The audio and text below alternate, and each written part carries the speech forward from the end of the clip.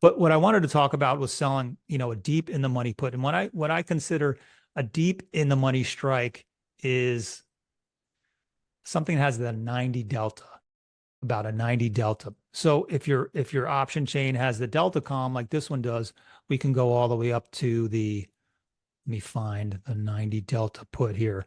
And this is for December. We're looking at the 680 put. So I don't know if anybody's ever thought about selling a deep in the money put option. So Tesla's at $442. We're looking at selling a $680 put, meaning if you were assigned, you'd have to buy Tesla for $680 a share, while it's currently trading at 442. But you're going to get compensated very well for it.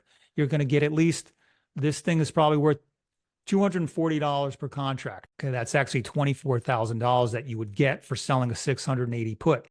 So if you look at it this way, I'm just going to pull up my calculator here for a second. You got the 680 strike minus 240, which is the premium that you would get. So your cost basis is really $440. Okay, you subtract 240 from 680, and it gives you a cost basis of $440. So if you were assigned, your real cost basis would be $440, which is a couple of dollars cheaper than where Tesla is now. So if you're thinking, you know what, I'm good with Tesla here, I would be okay buying Tesla at current levels around 440. I'm going to sell a 680 deep in the money put option. I'm going to collect $24,000 for selling that put option. $24,000 is going to get deposited right into my brokerage account. And as long as I'm not assigned early, I can collect interest on that money, that $24,000. And but it's an extremely bullish strategy. Okay. As long as Tesla goes up, as you hope it does, then this premium will start to decay and go down and go down and go down. Now, I don't think Tesla's going to go up $200 more in the next 80 days, but as long as it goes up something, this put option is going to go down. And that's how you make money when you sell put options, right? You sell put option at a high price, and then it declines in value, and then you can just buy it back and lock in your gain. Now, since this is a very bullish strategy, what you can kind of do to offset that, or hedge that, I should say, a little bit, you don't want to sell a naked call against it, because, if Tesla, whatever, they cure all the ills in the world, Tesla's going to go up to infinity. So you don't want to sell naked calls as a hedge against this thing. But what you can do is sell call option spreads. So if you want a little downside protection, these are things that I've done before. I've sold a deep in the money put, and then something like you sell a call spread, so you don't have unlimited risk, but you sell a lot more contracts than you do with the put option that you sold. So let's try to get about $1 per contract. So you're looking at a 530, 535 call spread. That's worth about $1. Okay. So you sell that thing for $1.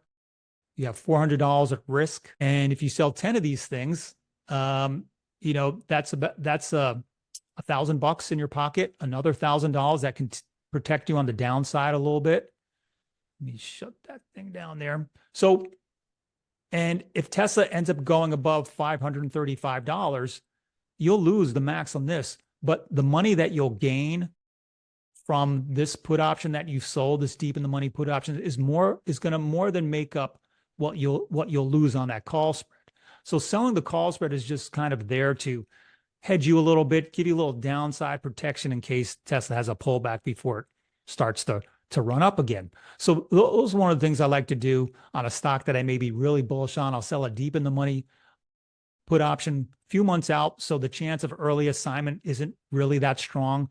And the way that you know whether early assignment is going to happen is that you can look over to the corresponding call option here. So we've sold the 680 put, and you look over at the corresponding call option. As long as that's got at least a few dollars of value, you're not going to get assigned on this thing too early.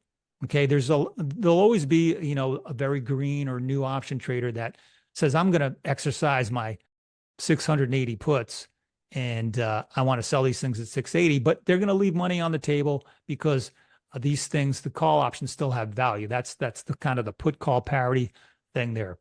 So I like to do that. I like to sell deep in the money put and hedge it with some call spreads, like I showed you, because if Tesla really does go up, you've got that put that you sold to make up for it.